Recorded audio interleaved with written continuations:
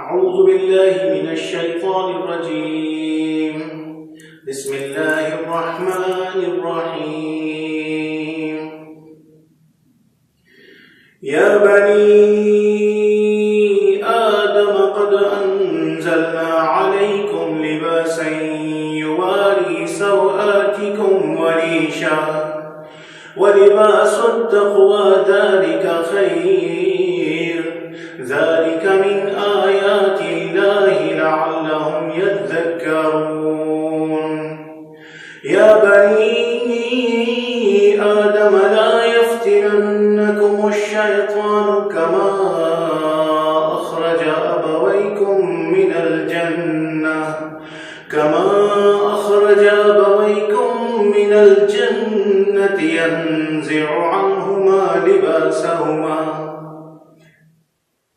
ينزع عنهما لباسهما ليريهما سوآتهما إنه يراكم هو وقبيله من حيث لا ترونهم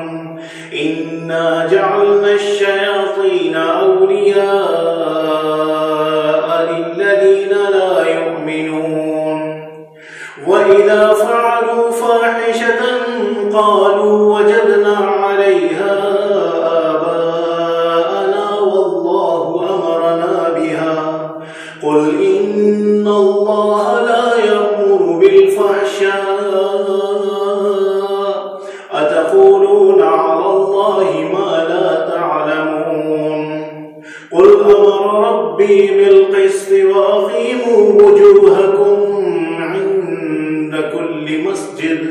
وادعوه مخلصين له الدين كما بدأكم تعودون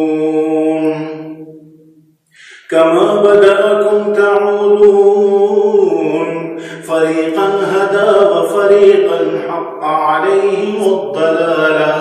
إنهم اتخذوا